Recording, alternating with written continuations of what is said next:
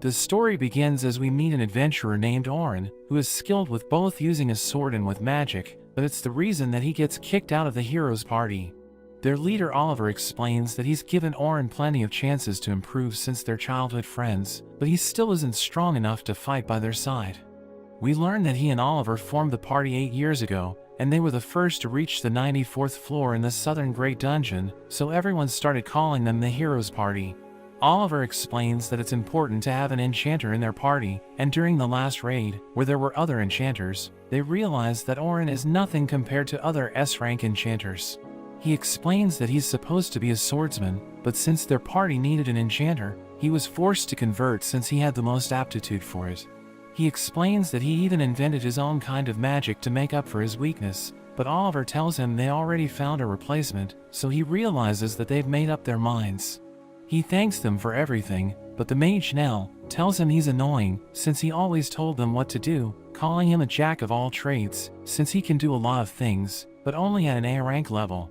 Back in the present, we see Oren as he uses buffs to enhance his strength, and he cuts down a group of goblins, glad that he hasn't lost his touch as a swordsman.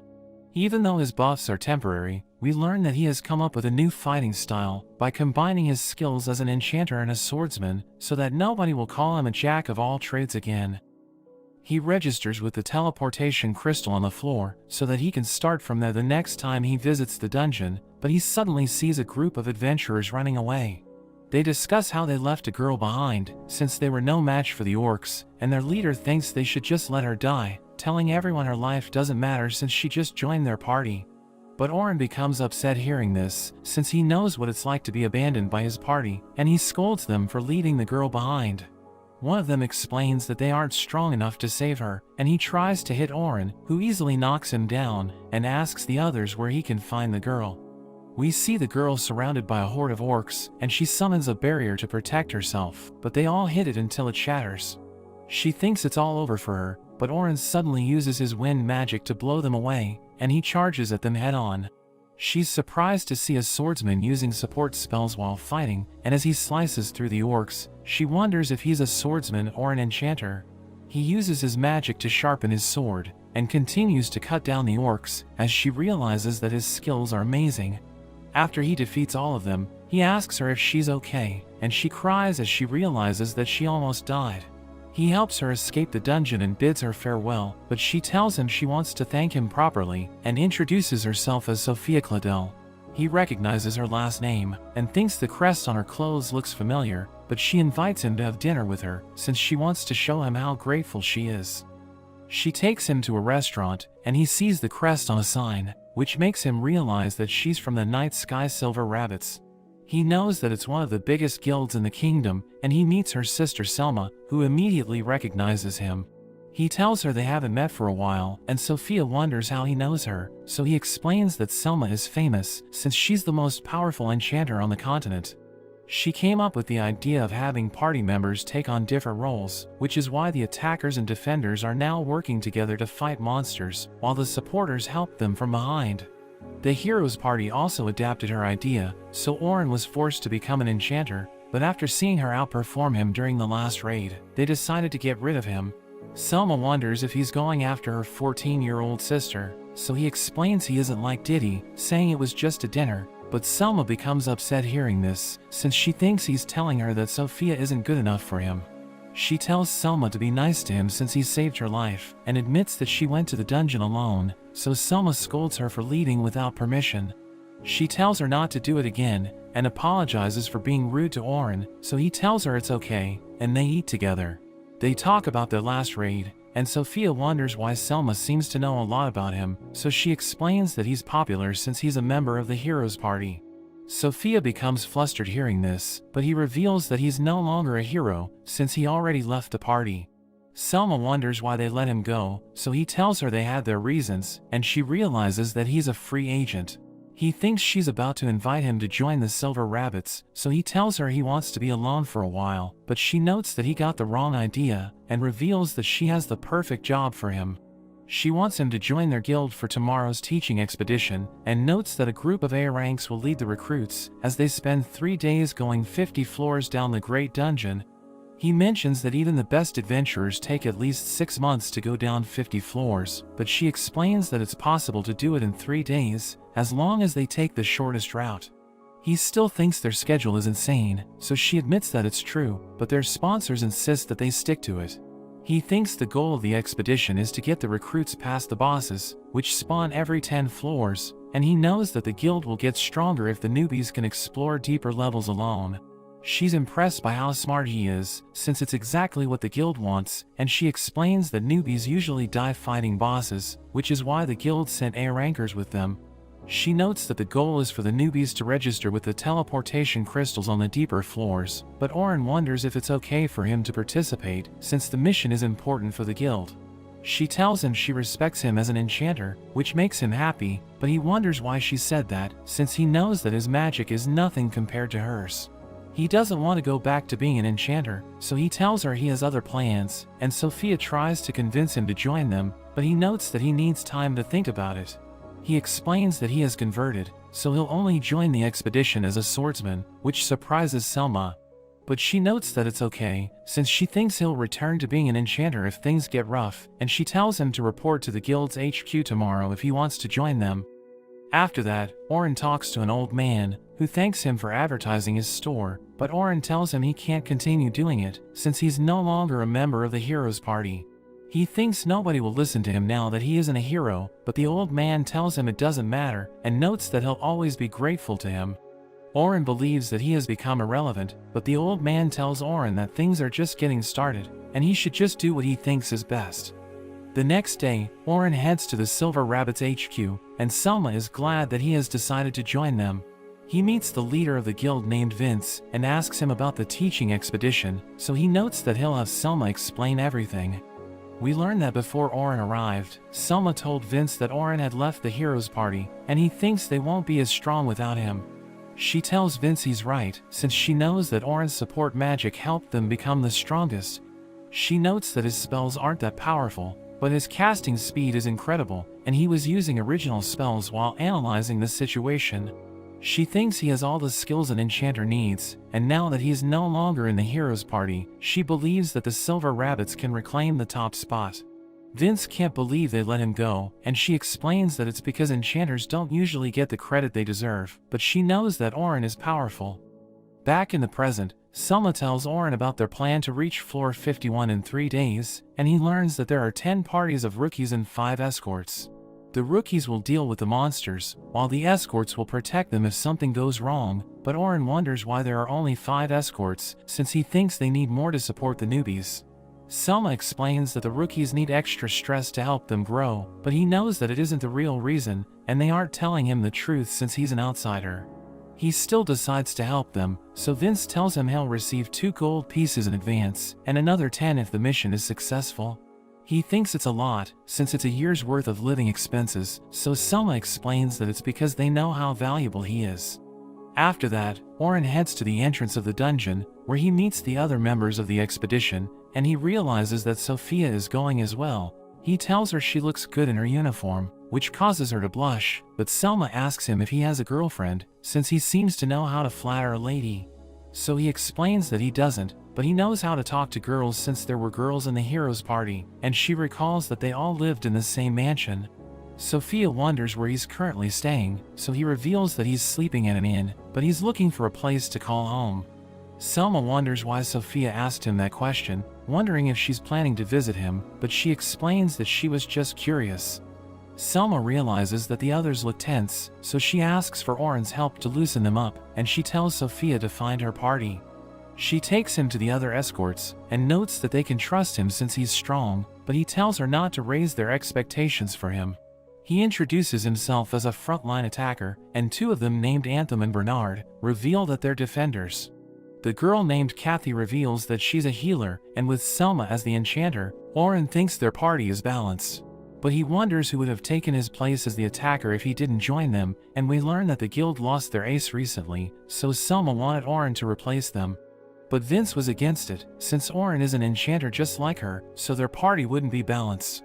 She thinks he's their only hope, since they haven't made progress in a year, but she wonders if he would perform well as their attacker. She takes him to the rookies and tells them they'll make it to the 51st floor because Oren is with them. She reveals that he was with the heroes party when they reached the 94th floor, so he knows the dungeon better than any of them, and everyone's amazed hearing this. They're confident that he'll lead them to the 51st floor, and she tells them to get ready, since they're about to enter the dungeon. He tells her not to play it up, but she notes that she just told them the truth, and explains that it's their job to make sure the rookies can relax and focus on the dungeon. We learn that he just wants the title of hero to help the old man shop, but he's worried that his reputation might be ruined, and Selma tells him to escort Group 10. She notes that they're the most promising rookies, and thinks they can make it to the middle floors if they learn to work as a party, so she wants him to train them.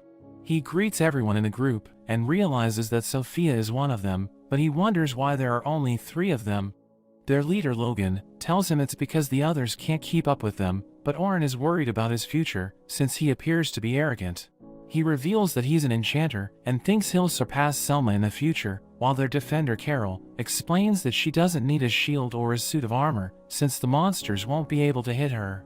Oren realizes that she plans to avoid all of the monsters' attacks, but he tells her it's hard to be a dodge-type defender, and Logan notes that their teachers warned her about it, but she just ignored them.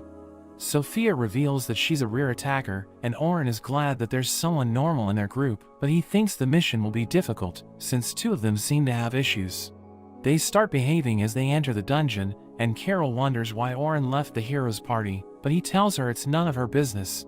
She reveals that Sophia told them an amazing person will be joining them, and she asks Sophia if she was referring to him, so she tells everyone how he saved her life.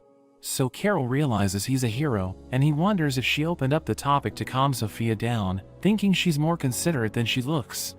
We see 2 wolves running towards them, but Oren impales them with his trap, and thinks it's the best way to get rid of monsters trying to chase them, since they don't have time to waste on useless battles. They reach the 20th floor, and Oren realizes that Logan is actually a genius enchanter, but he needs more experience, since he's terrible at giving orders. He notices that Carol can fulfill her role since she has decent speed, but her fighting style is reckless, and he thinks she needs more reliable weapons. Sophia isn't as impressive as her companions, but she's already stronger than a rookie, and he knows that she'll continue to improve as an adventurer. They defeat the boss on the 20th floor, and Selma tells everyone to head to the next level and register their guild cards, so that they can call it a day. After that, Oren tells Selma that everyone in Group 10 has potential, but they aren't working as a party, and he's worried that Carol might get herself killed. But Selma notes that she has improved a lot, so he wonders what kind of person she was in the past. Oren returns to the inn, where he realizes that the heroes party is on the front page of the newspaper, and it mentions that they now have a new enchanter. He thinks everyone will learn that he has been kicked out, and he can't imagine how the rookies will react to it, thinking it will change their opinion of him. The next day, Oren makes his way to the meeting point, but he's surprised to see his friend Lena, who notes that she hasn't seen him in a long time. We learn that she's also a member of the heroes party, and he recalls that she was always nice to him, even though the other members didn't treat him well when he was about to be banished. He asks her what she needs, so she tells him to come back to the party, but he thinks the other members don't want him back, and he tells her about the article in the newspaper. She admits that she's asking on her own, but promises to persuade the others to welcome him back, since she thinks they need his strength. He realizes that she's serious about bringing him back, but he tells her he doesn't want to return to the party, and she reminds him about their promise to clear the Great Dungeon together. He becomes emotional hearing this, but notes that they made that promise with Oliver, who kicked him out of the party, so it's never going to happen. He walks away, as he thinks about how he still wants the 3 of them to fulfill that promise together, but he knows that it's too late, since there's no longer a place for him in the heroes party. He recalls how the article mentioned that he was banished from the heroes party since he's weak, and as he reaches the meeting point, he realizes that everyone's talking about him. He greets the rookies, but notices that they're different from yesterday, and Selma apologizes for using him to inspire them, since she didn't know that he was kicked out of the heroes party. He promises to back everyone up, and the other escorts still think he's amazing, since he made it to the 94th floor.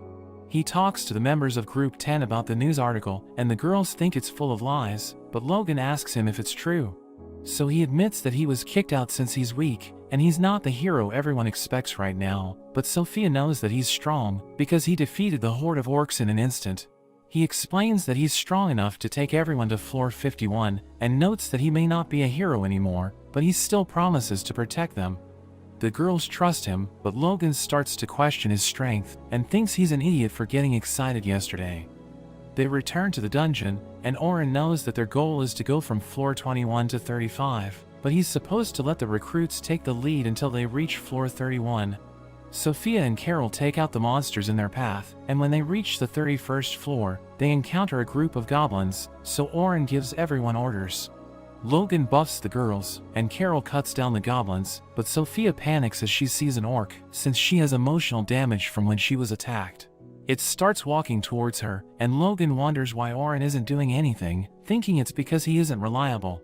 But he suddenly uses his debuff spell to slow the orc down, and tells Sophia to calm down, since she isn't fighting alone.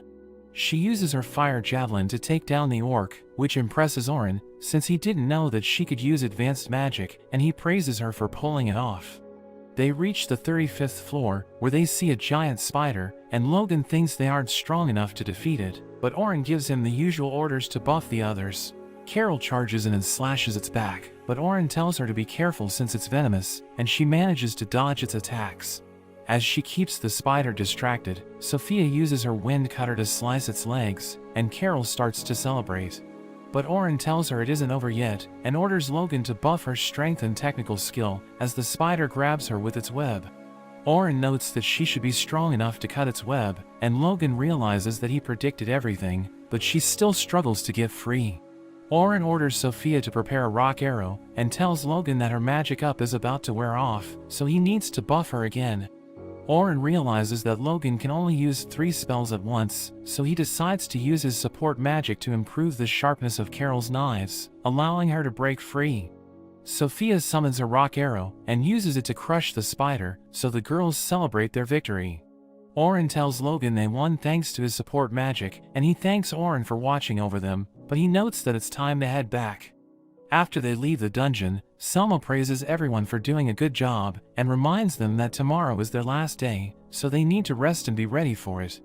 Anthem and Bernard invite Oren to have dinner with them, and he realizes that they aren't bothered by the news, so he decides to join them. We see Logan with the girls in a carriage, and he asks Sophia about the time Oren saved her, so she tells him about the wind blast and support magic he used to defeat the orcs. Logan knows that he used Sharpness Up, which is the same move he used to help Carol break free, but Logan wonders if he was wielding a sword, since the spell can only be applied to weapons. So Sophia explains that he used a sword to cut the orcs down, and notes that he converted to being an attacker after he left the hero's party, which impresses Logan. He thinks it doesn't make sense, since Oren seems like the perfect enchanter, and he recalls how his orders were always on point. He thinks about the spell Oren used on the orc, and he knows that it's a debuff, which is so difficult to pull off that even Selma rarely uses it, but Oren was able to use it easily. Logan recalls their battle with the spider, and he thinks their formation was perfect, since Oren told them what to do. Logan knows that he predicted the spider's last attack, since he was analyzing the situation while everyone was fighting, so Logan realizes that he's brilliant. He wonders why Oren converted to being an attacker, and Sophia tells him how he instantly wiped out the orcs, so Logan realizes that he's also a skilled swordsman. He realizes that he was wrong about him, since he thought Oren was trash after he read the news article, but he's actually a genius who can do anything. That evening, Oren has dinner with Anthem and Bernard, who tell him they'll pay for the food, and they ask him about his time with the hero's party. So he tells them he didn't have time to have fun since he was always busy, and they think the news article is ridiculous, so they want him to forget about it. They ask him why he converted to being an attacker, so he explains that he used to be a swordsman in the hero's party, and notes that he always wanted to wield a sword since he was a kid. He reveals that he was inspired by his grandfather, who took down a monster that attacked the village, but they wonder why he ended up becoming an enchanter. So he explains that they struggled to make progress in the deeper floors, since the monsters were a lot stronger, and they realized that they needed an enchanter in their party. He was the one with the highest aptitude for it, so he was chosen for the role, and Anthem thinks they made the right move, since they were able to reach the 94th floor. But Oren thinks they messed up, so Anthem and Bernard ask him what he means, but he apologizes for saying too much, and thinks the hero's party will never get past the 94th floor. Bernard asks him about his ideal swordsman, so he explains that it's a jack of all trades who could go through the deeper floors alone, saying it's the kind of adventurer he wants to be. We see Sophia and Carol taking a bath, and Carol reminds her that tomorrow is the last day of their expedition, so she needs to say goodbye to Oren, but she wants him to stay with their guild, so she thinks about inviting him to join them. Oren meets his group in the morning, and they all know it's their last day, but Carol tells him to reward them if they reach the 51st floor. She notes that Sophia wants something from him, and she prepares to tell him to join their guild, but Selma suddenly calls him. He hears newbies talking about the heroes party, and learns that they plan to explore the deepest level of the dungeon with their new enchanter, but he thinks they should start on the higher floors to work on their teamwork. We see the heroes party on the 92nd floor, and Oliver thinks they'll finally clear the dungeon, since they now have a talented enchanter named Philly. We learn that 2 days ago, Oliver introduced her to the others, and Nell and Derek think she's better than Oren. But Luna suddenly joins them, and asks them why he's with the Silver Rabbits, so Derek tells her it's because they kicked him out. She becomes upset hearing this, and notes that she doesn't want anyone to take his place, since she knows that he's the core of their party. She notes that they only made it to the 94th floor because of him, but Nell thinks she's overestimating him, and tells her there's nothing she can do, since they already threw him out. Oliver explains that they'll practice their teamwork on the 92nd floor, since it's Philly's first time working with them, but Luna thinks they should start with the easier floors. She explains that they can't defeat the Black Dragon on the 92nd floor, but the others don't believe her, since they think they're stronger without Oren. Oliver notes that they won't fight the dragon, since they'll just practice their teamwork on the other monsters, but she still thinks it's too risky to go without Oren. We return to the present, as the heroes' party struggles to defeat a monster, since their buffs keep wearing off, and Philly explains that she still isn't used to working with them. Derek gets pushed back as he blocks a blast of energy, and it almost hits Nell, so she asks him what's wrong with him. We learn that blocking the attack used to be easy for him, and she summons her fire bullets to burn the monster, but it has no effect, so Oliver orders Philly to buff her. She summons her fire bullets again, but the monster shrugs them off, and Oliver wonders why they're struggling, since Philly's support magic should be better than Oren's. Nell tries to flank the monster, but she panics as it blasts her with its laser beams, and Oliver orders Philly to warn them when the monster is about to attack. She explains that she's too busy casting support magic, and Oliver wonders why they aren't as strong as they used to be, so Luna prepares to tell them the reason. But the Black Dragon suddenly appears, and he wonders what it's doing there, since it isn't supposed to leave the boss area. It crushes the monster to death, and Luna tells everyone to escape, since she knows they're no match for it, but Oliver thinks they can take it on, reminding her that they've defeated it before. He orders everyone to attack, but the dragon launches a fireball, which knocks Derek down, and Oliver realizes that Philly didn't buff him, since she froze when she saw the dragon. Nell summons her fire javelin, but it doesn't do any damage, and the dragon blasts her as well. It prepares to breathe fire, and Luna tells Oliver to buy time for them to escape, so he orders Philly to buff him. He uses his magical convergence to gather energy, and attacks the dragon with his ultimate move, but it easily overpowers him. He falls into despair, so Luna tells him to get a hold of himself, and notes that they should use their magic item Fickle Gate to escape. Philly is against it, since she knows that it will take them to a random boss area, but Luna explains it's the only way for them to get away from the dragon.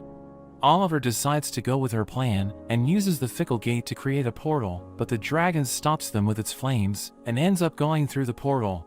Derek is glad that everyone survived, but they realize that the dragon has moved to another boss area, and Luna notes that they should report it to the guild, so that they can force teleport everyone out of the dungeon. Oliver knows that their party will receive a penalty, but he thinks it's better than letting the dragon kill other adventurers, and as Luna heals the others, she tells Oliver they need Oren to defeat the dragon. She notes that their stats didn't change, but they got weaker since Oren isn't with them, and Philly explains that her buffs don't even last 2 minutes since they have high magic resistance. Oliver still thinks she's better than Oren, but Luna explains that the reason they did well as a party was because he used original magic to support them. She finishes healing her friends, and as they run to the exit, she notes that Oren created a spell that increases potency by over 50 times, which is why they were so powerful while he was with them.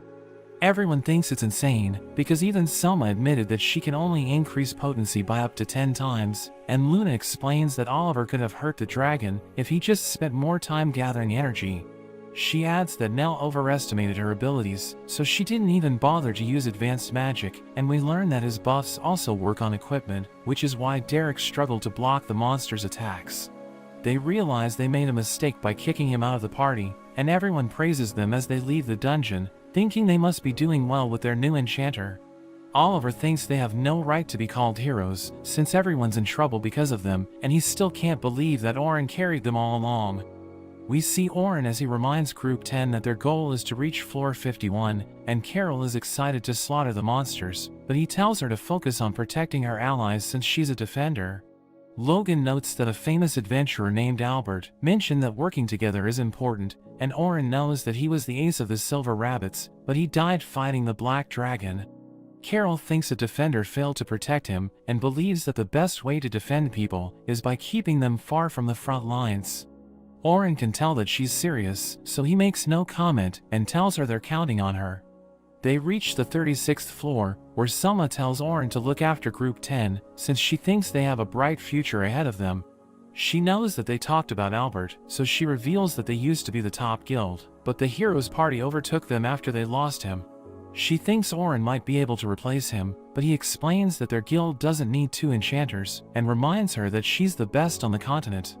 They reach the 40th floor, where Selma tells everyone to split up, and Orin tells Group 10 about how the adventurers make maps of the dungeon floors to help their clanmates find the right path. Carol thinks he knows a lot about the dungeon since he's been to the deeper floors, and her friends ask him about the monsters he fought.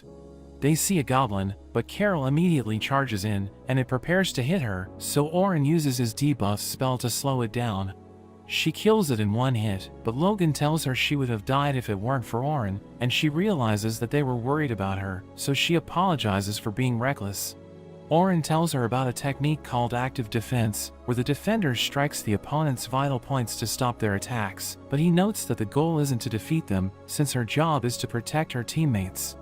Logan wants to learn how to use debuffs, but Orin explains that it doesn't work on powerful monsters, and notes that Logan needs to learn about the target's exact magic resistance before he uses it.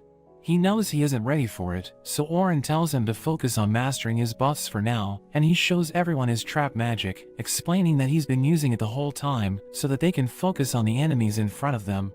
He tells Sophia about the parallel construction technique, which allows a mage to construct several spells at once, and she thinks it's difficult to pull off, but he tells her it's easy once she gets the hang of it. He notes that the monsters on the deeper floors can't be defeated with a single spell, so the advanced adventurers use parallel construction to immediately follow up with another spell. He tells her to ask Selma to teach her the technique, but she mentions that she wants to learn it from him instead, so he notes that they need to ask for Selma's permission first. The heroes' party reaches the Adventurers Guild, where they talk to the guildmaster, and Luna tells him to use Force Teleport, but he explains that they saved it for emergencies, since it uses a lot of mana. She notes that the Black Dragon moved to another floor, since it flew through the Fickle Gate, and she's worried that adventurers could get killed, so they need to teleport everyone out of the dungeon. The mages prepare to cast their teleportation spell, but one of them tells Oliver to take responsibility for what happened, and they all think the heroes' party is pathetic for allowing the dragon to escape. They tell the guildmaster the spell is almost ready, so he orders them to use it as soon as possible, and notes that he wants the heroes' party to defeat the dragon.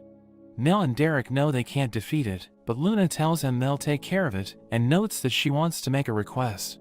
We return to Selma, as she tells the newbies to stay in the safe zone and wait for the escorts to defeat the boss. The newbies watch them from afar, and the boss prepares to attack, but Orin rushes forward and cuts its leg. Selma uses parallel construction to cast 5 spells at once, and Bernard blocks the boss's attack, while Anthem finishes it off. We see the heroes' party as they rush back to the dungeon, and Oliver wonders why Luna told the guildmaster to prioritize the adventurers between floors 40 and 50. So she explains that it's because Orin is probably down there, and notes that they're currently the weakest S-rank party without him. Derek is angry hearing this, but she explains that they need him to clean up their mess, since they can't defeat the dragon without him.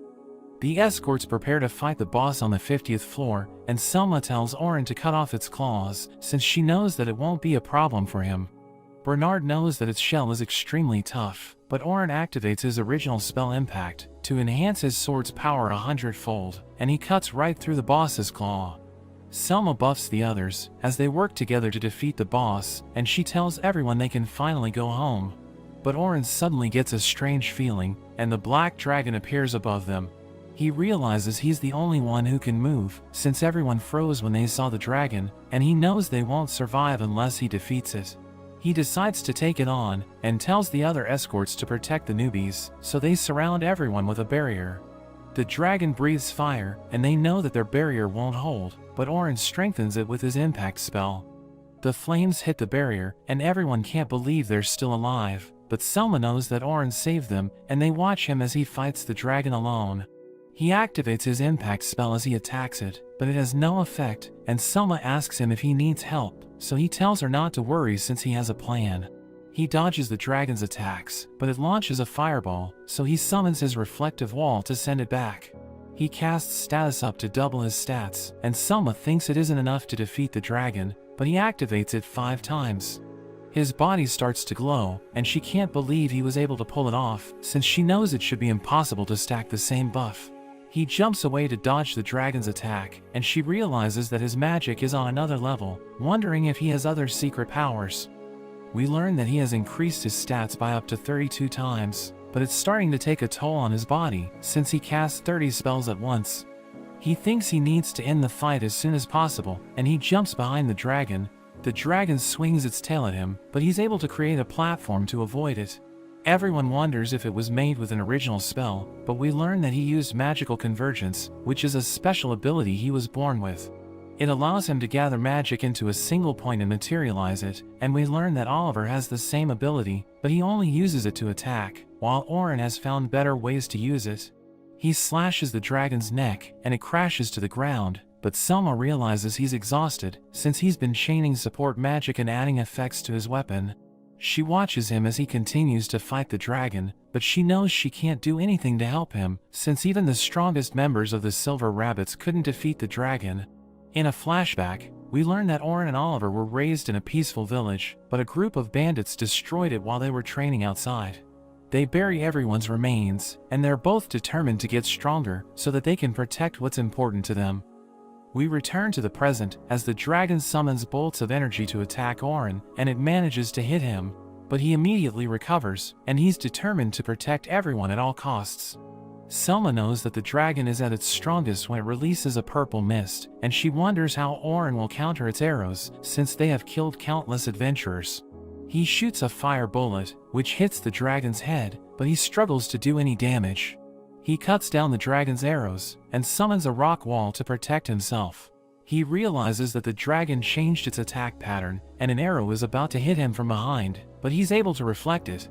Everyone's amazed that he can keep up with the dragon, but Selma knows he's in trouble, since he's about to run out of energy. He recalls how he worked with the hero's party to defeat it, and he isn't sure if he can win alone, but he's determined to do whatever it takes to finish it off. He blasts the dragon with fireballs from all sides, but realizes it's still alive, so he uses his original spell to summon the fireballs again. We learn that his magic becomes stronger every time he repeats it, but the dragon survives the attack, and he recalls how Oliver used his ultimate move to finish it off. He decides to copy it, so he gathers energy with his magical convergence, and slashes the dragon with everything he has. It tries to counter him with its own attack, but he activates his impact spell, which allows him to overpower it. It explodes as the attack reaches it, and everyone thinks the fight is over, but he realizes that it's sacrificed its tail to survive. It continues to attack him, so he jumps away, but realizes that his buffs have worn off. Selma tries to buff him, but her spell doesn't work, and he tells her to stay out of the fight, since her buffs will only throw him off. He increases his stats again, and summons lightning to shoot the dragon down, but it still gets back up, and he starts to wonder if he has what it takes to defeat it. His sword shatters, but he knows that the dragon is also on its last legs, so he casts his destruction spell, which gathers magical energy to create a powerful dark sword. The dragon attacks with its arrows, but he dashes away, and summons his reflective walls to avoid them. He dives toward the dragon, striking it with his full power, and he causes a huge explosion. As the dust settles, everyone realizes he was able to win, and they praise him for saving their lives. The heroes' party reaches the dungeon, but they realize that Orin has already defeated the dragon, and Luna rushes to heal him, but he tells her to clean everything up instead. She notices that he's the only one who's injured, so she realizes he fought the dragon alone, but Derek can't believe it, and he asks Orin to explain what happened. She tells him to accept that he's nothing compared to Orin, so he becomes angry and tries to hit her, but she stops him with her spirit. He realizes he can't move, and Oliver tells them to stop, but we see that he's upset since Orin stole the spotlight. Sophia writes a report about the incident, and she thinks about how amazing Orin is, but she notices that Selma is exhausted. She invites her to take a bath before they go to bed, and as they enjoy their time together, Selma notes that Orin is so powerful that she can't even understand how he fought the dragon. Sophia explains that she understood his techniques, since he taught her the basics of combat, which he used while fighting the dragon, and she notes that she learned a lot from him. The next day, Selma thanks Orin for saving everyone during the expedition, and notes that Vince wants to meet him. They head to the HQ, where Vince invites Orin to join the Silver Rabbits, and notes that he'll make him the lieutenant of their clan. Orin thinks he's too young for the position, but Vince tells him he has what it takes, and Selma looks forward to working with him. He explains that he needs to think about it, so Vince tells him to take his time, but notes that the Adventurers Guild wants to see him. Orin heads to the old man's shop, and tells him he isn't sure if he should join the Silver Rabbits, since he might end up being used and thrown away again. The old man tells him to think about it, and explains that people grow by helping each other, since it helps them make up for their weaknesses. Orin appears before the guildmaster, who knows that he defeated the dragon, but Nell and Derek think he just got lucky, and explain that they weakened the dragon before he fought it. He tells them to be silent, and asks Oliver why they went straight to the 92nd floor, so he explains that they were confident they could go deeper, since their new enchanter is better than him. Orin explains that they shouldn't have done that, because Phillies still isn't used to working with them, but Oliver thinks the enchanter's job is easy, since all they need to do is buff their teammates. Orin becomes upset hearing this, and tells him it's difficult to fulfill the enchanter's role, since they need to look after everyone in the party. We see Selma as she thinks about Orin, and she wonders if he'll join the guild, since he's so powerful that he doesn't need their help. Sophia and the others join her, and they tell her they want to invite Orin to join their guild, so she explains that she also wants to work with him, but she thinks he's so strong that they'll just slow him down. Logan notes that they just need to get stronger, so that he will recognize them as his comrades, and she realizes that Logan is right, so she tells them where to find him. We see Orin as he walks around the town, and he sees Sophia and the others, but he suddenly hides in an alley.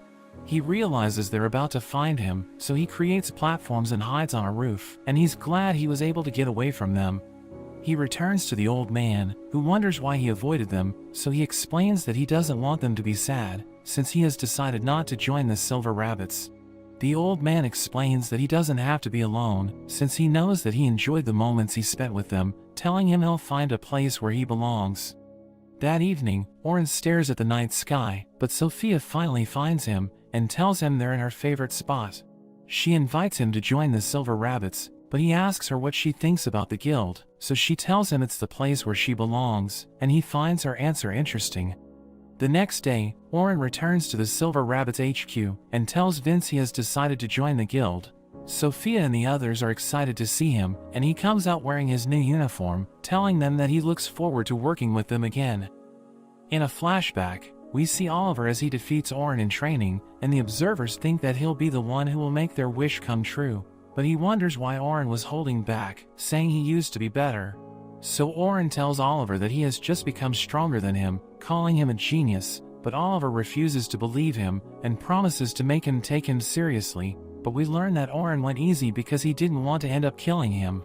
His friend Xian appears, so he thinks he looked bad losing, but she tells him she knows how strong he really is. He mentions how he wasn't strong enough to endure the way everyone looked at him, but now Oliver is carrying that burden, so he wants to be able to help him. Xian also wants to stand by his side, and she promises to catch up to him, but the memory glitches as she mentions what they will become. We see the Guildmaster visiting his superior the Grand Master, reporting that one of his adventurers in the South Dungeon soloed the Black Dragon. The Grand Master is surprised hearing this, wondering who would be crazy enough to do that, so the Guild Master explains it was because of an emergency. The Grand Master wonders if it was Oliver, but he's shocked when he learns that it was Orin. He asks if Orin has been acting differently lately, but the Guild Master tells him he's been the same, so the Grand Master realizes he hasn't returned to his original state, but still found a way to gain enough power to defeat the Black Dragon, and he tells the Guild Master to report right away if anything changes with Orin. Meanwhile in the east, we see a group killing other top adventurers, and it seems Xion is guiding them. She calls out a person hiding, so they come out, and she recognizes him as a messenger. He tells them that a person strong enough to solo the Black Dragon has appeared in the south, so they have been ordered to make contact to see if they can bring him to their side. The man notes that it's likely that the person has already sided with the church, so the group thinks they will need to end up killing him. Xion thinks the person can't be Oliver since there's a lack of information, but she can't believe there's someone in the south who might be the same as her. She thinks she needs to handle it because she doesn't want the south to fall like the west did, and she promises to carry on the will of the one she loved the most. But we learn that she thinks Orin is dead, as we see the day she received a letter telling her about his end.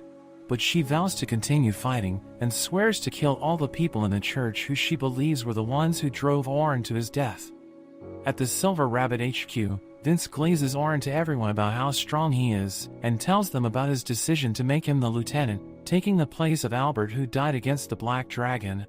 The decision requires the approval of the existing lieutenants, but before they vote, one of them asks Orin if he's prepared to offer his life for the clan. The man notes that as a lieutenant, his decisions will change the lives of their members, and they must do everything they can to protect them. Orin understands what he means, but thinks back to a different vow that he swore he would never break, so he ends up saying that he isn't prepared to offer his life for the clan. The lieutenants think he's unfit for the position, wondering why he's even there, but Orin mentions his resolve is to protect those he cares about. He swears to protect all his comrades, mentioning the vow he took when he became an adventurer, which was to become strong enough to protect the ones he cares about no matter what. So the man realizes that while he isn't prepared to offer his life for the clan, he's prepared to do it for the members, and he ends up being accepted as the new lieutenant. After that, Selma can't believe he caused such a scene, but she's glad it all worked out. A girl named Estella from the management division asks for his help with teaching a new party, but he wonders if he will have enough time. Selma mentions he should have more than when he was with the heroes party, since their guild limits the amount of time they go into the dungeon, saying that the most they do is only 3 days at a time, so he ends up agreeing. After that, Orin goes to meet his new squad, Unit 1, who are the guild's strongest group. They remind him that they met in the previous raid, but they reintroduce themselves. There's Rain the Mage, who tells him he can treat her like a big sister since she's the oldest, Lucera the Healer, and Wilkes the Defender. Wilkes wonders how Orin was able to defeat the Black Dragon, but he hesitates, so Selma tells him he doesn't need to force himself to answer, but he thinks he should tell them since they're now a team, so he tells them about his original skills. The first is Impact, which is able to raise the effects of equipment or magic up to 100 times, and the second spell can boost the effects of support magic multiple times, mentioning how he went up to 32 times against the dragon. Lucera thinks he's overpowered, but he notes that he can only use it on himself, and it also causes an extreme level of stress on his body. Selma suggests going to the dungeon so they can work on their teamwork, but Orin mentions how his sword was destroyed against the dragon.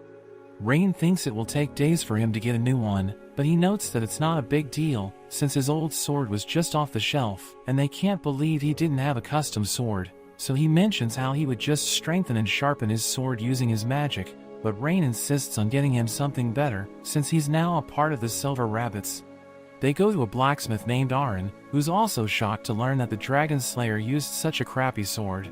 He mentions how he doesn't care about it, but since he's now a part of the Silver Rabbits Unit 1, he should have a sword that's worthy of his position. Aaron is happy to make him one, but mentions that he's currently out of the high-level material that would be needed, but Aaron tells him it isn't a problem, and suddenly takes out all the materials that he has. They can't believe how amazing it all is, but Lucera is suddenly shocked as she sees a black scale. Aaron remembers how they have trauma from losing against the Black Dragon, so he tries to apologize, but Rain tells him he's amazing and suggests that he make his sword from it. They have a meeting where Selma suggests practicing their teamwork on floor 86, but Oren is determined to take them to the 94th floor so that they can match the Heroes Party's record. When they get to floor 86, Selma notes that their goal is to hunt noxious sheep, but she knows that there are powerful earth dragons that roam the area. She tells everyone to stick to their roles, while Oren stays at the front as their attacker, but they wonder if he even needs their help. He tells them he's part of the party, so they can order him around, but they suddenly see a fireball flying at them.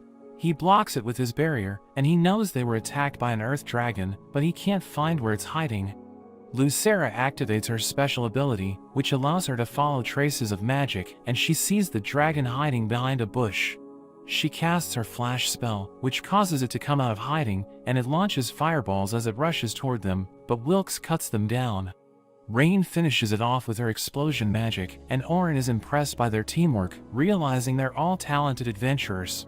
He thinks they're the ideal party thanks to Selma's leadership, but she wonders why he's staring at her, so he tells her she's amazing, which causes her to blush. 2 other dragons appear, and she thinks it's the perfect chance to practice their teamwork, so Oren charges in with Wilkes. But he senses something behind them, so he attacks it with his rock arrow. They realize it's a hiding turtle, but he thinks they're in trouble since they're surrounded by monsters. Selma tells the girls to take care of the turtle so that the boys can focus on the dragons, which start to launch fireballs. Wilkes slices through them, and she uses her telepathy to tell Oren to attack from the side, so he runs to the dragon's blind spot. He activates his buffs and gets in position, so she tells him to wait until they charge at Wilkes, who jumps away as he sees them approaching. Oren realizes they're wide open, so he launches his attack and activates his impact spell to cut them in half. He thanks Wilkes for luring them into position, and they watch the girls as they cast their elemental spells to defeat the turtle. They continue their journey, and Oren tells everyone he's glad to work with them, but they're amazed by his impact spell, since they've never seen anyone cut through 2 dragons in one move. Selma wonders if they'll survive on the 92nd floor, and he's confident that they can do it, telling them they can defeat the black dragon without him, since they're all capable adventurers. They thank him for praising them, and reveal that they've been working hard recently, which makes him think it's because they lost Albert. Selma recalls how powerful the black dragon is, and notes that she doesn't want to lose anyone in her party, so he promises to protect them no matter what happens. After they finish their quest, they return to the surface, and Oren notes that he needs to meet the management division, but he doesn't know where it is. Selma decides to go with him, since she also needs to report the mission's success, and she tells him they should meet the next day. That evening, Oren drinks with his party, and Selma officially welcomes him, but Rain thinks they need to do their best so that he won't regret joining them.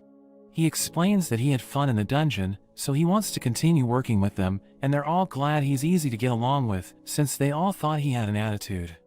Rain thinks Selma likes him, so she tells them it isn't true, and explains that she just wanted him to feel comfortable with them. He's glad she's their leader, and thinks about how he doesn't regret his decision to join the clan, since he now has some good companions. Selma gets drunk, and suddenly starts to flirt with him, telling him she wants to be with him. He asks Rain to help him, but she clings to him, and they start to fight over him, so Lucera and Wilkes think he's extremely popular. He gets turned on, but he doesn't want to do anything with them, so he uses his magic to put them to sleep. We see Sophia waiting for her sister to return home, and she hears someone knock at the door, so she wonders if it's Selma. But she realizes it's Oren, so she becomes flustered, wondering if he has come to meet her in the middle of the night. She opens the door, but she's surprised to see him carrying her sister, and she wonders if they're in a relationship.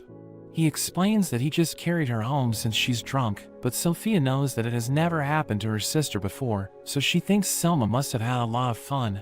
She tells Selma to wake up and stop bothering him, and Selma realizes she's angry, so she explains she had too much to drink at their party. She apologizes for her actions, and Sophia thinks she decided to have fun since she's been under a lot of stress lately. So she decides to forgive her, but tells her not to cause trouble for others. Selma realizes she's like an angel, but notices that she's been smiling a lot lately, and she thinks it's because of Oren. As Selma takes a shower, she realizes she feels better thanks to Oren, but she thinks she embarrassed herself by getting drunk. She thinks she needs to be careful so that her sister won't misunderstand her relationship with him, since she knows that Sophia likes him, but she wonders why she keeps thinking about him. She recalls how she flirted with him and realizes she has feelings for him, which makes it hard for her to focus on her job. The next day, Selma and Oren visit Estella and they notice her desk is a mess, but she notes that it's cleaner than usual. They meet a girl named Carla who looks after the new adventurers, and she knows that Oren will train Group 10, but she wonders if he has read their files. He reveals that he went through them before he joined the clan, and Estella notes that she's worried about the kids, but she's glad he's the one who will look after them.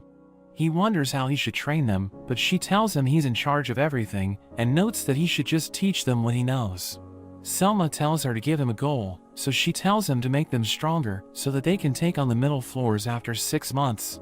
He knows it will be difficult, but she explains that she has high expectations for them since they grew a lot during the teaching expedition. After that, Selma asks Oren if he already knows about her sister's background, so he reveals that he read about it when he checked her file. Selma reveals that Sophia's mother was a maid in their house, who died after giving birth to her, so their family adopted her, but she wasn't treated well since she was the child of a mistress. Selma tried to help her, but things got worse after she left, and when she returned home for the first time, she asked Sophia to come with her. She wants Sophia to become a successful adventurer and tells Oren to take care of her, so he promises to do his best to train her. Oren meets with Group 10, and they're all excited to become his students again, because they know how powerful he is, but he tells them he still needs to get stronger.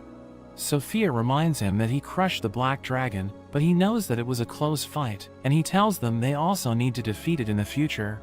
He knows they still aren't strong enough to do it, but he tells them they're all talented, so he thinks they'll be able to defeat the dragon if they put in the effort. He tells them to be flexible while he's teaching them, but he admits that he doesn't know everything, so they shouldn't think he's always right. He wonders why they decided to become adventurers, and Sophia explains that she wants to be just like her sister. She notes that she wants to decide what to do with her life, but explains that she still hasn't decided what to focus on, so she became an adventurer to find her calling. Logan reveals that he wants to be an adventurer to make money, and explains that he grew up in a poor village, where the villagers barely had enough food to survive. They thought he wouldn't have a bright future if he stayed with them, so they gathered their money to send him there, and he wants to become a successful adventurer so that he can pay them back. He explains that he always thought he was as powerful as a high-ranked adventurer, but realized he was weak when he saw Oren fight the dragon, so he wants to get stronger. Carol notes that she doesn't know why she became an adventurer, but mentions that she wants to kill monsters to make everyone happy, but the others think her answer is strange.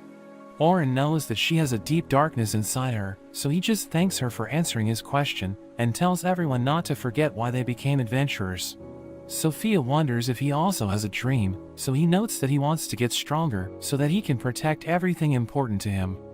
They head to the dungeon, where Carol fights a pack of wolves, and she seems to be doing well, but Oren thinks her fighting style is dangerous. He knows that a defender should draw attention so that the attacker can finish the job, but her style is so reckless that she could end up getting killed. A wolf charges at her from behind, and he thinks she needs help, so he protects her with his reflective wall and cuts the wolf down.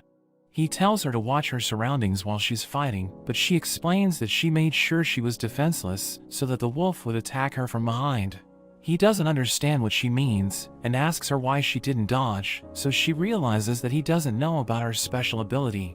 She cuts herself, but her wound instantly regenerates, and she reveals that she can't die no matter how badly she gets injured, so he doesn't need to worry about her. He knows that she was held captive by a criminal organization for years, and they performed experiments on her, since they wanted to revive the most powerful monster known as the Evil God. Albert destroyed one of their bases 2 years ago, and he found her in a dungeon, but she was mentally unstable, so she had to undergo treatment. She decided to become an adventurer after she recovered, but she was devastated by Albert's death, so Oren isn't sure how he should teach her. He tells her to look at her friends, and she wonders why they aren't smiling, so he explains that it's because she got hurt. He explains that they're all worried about her whenever she feels pain, and she starts to cry, so he realizes that she's scared to see people not smiling, since the criminals who experimented on her never smiled at her. She promises to be careful, and begs Oren not to hit her, but he hugs her instead. They begin their training, where Oren gets Carol to practice her dodging, while Logan learns how to wield a spear. Oren tells him it's a better weapon for him, since it allows him to keep his distance from his opponents, but he notes that Wilkes is the spear expert, so Logan should learn from him. Sophia trains how to use 2 magic circles at once, and she seems to be doing well, but she panics when there are 2 targets she needs to hit. She reaches out her hand, but a mysterious energy hits one of the targets, and she has no idea how she did it.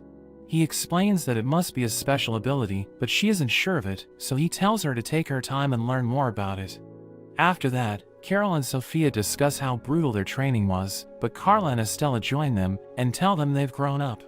Sophia isn't confident in her body, since she still hasn't developed her assets, but Carol tells her they're still growing. They continue their training, and Logan spars with Wilkes, who tells him he's improving.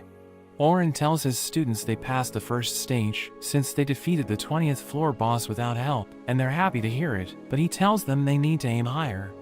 Oren returns to the blacksmith, who gives him his new sword. Everyone thinks it's perfect, and he swears to use it to protect the people important to him. Oren uses his sword to cut through the Skeleton King, and his friends are happy that they finally cleared the 91st floor.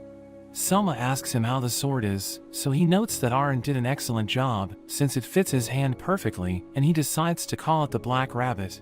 They return to the surface, where Selma asks Oren if he's free the next day, but he explains that he already promised to take his students to the dungeon. She can't believe he's going back to the dungeon without resting, so he explains that he won't be fighting, since he's just escorting his students, and he thinks they can clear floor 29 without his help. He notes that all of them have improved, and she's glad to hear it, since it means Sophia will become a full-fledged adventurer soon. That evening, Oren visits the old man, who tells him that the criminal organization Amontheth has sent killers to the dungeon to prevent the adventurers from clearing it. The old man notes that they've already killed high-ranked adventurers, and Oren thinks the guild doesn't know about them since they're keeping a low profile. But he wonders why they don't want the adventurers to clear the dungeon, and asks the old man to make something for him. We see that Rain has Albert's uniform, and she tells him to watch over her, since she'll fight the Black Dragon in 3 days. Oren repairs Wilkes' spear, and Wilkes notes that he's been training hard to defeat the dragon, since he wasn't strong enough to protect Albert last time he faced it. Lucera has also been working hard, and she still isn't sure if she's strong enough to defeat the dragon, but she's determined to do her best so that her friends will survive the fight. Sophia tells her sister she doesn't want her to fight the dragon, since she knows that Oren struggled to defeat it, so she's worried that Selma might die. She shares her courage with her, and tells her she believes in her, so Selma promises to return alive. The kids clear floor 29, and Oren tells them they're about to start their careers as real adventurers, so they will no longer be considered newbies. Estella receives their application to head to floor 30, and tells them she'll send an adventurer from Unit 2 to serve as an observer, since she wants to see if they can clear the floor without help. She notes that they will go there after 2 days, but they realize it's the same date that Unit 1 will fight the Black Dragon, and she explains that she can't change it because of the observer's schedule.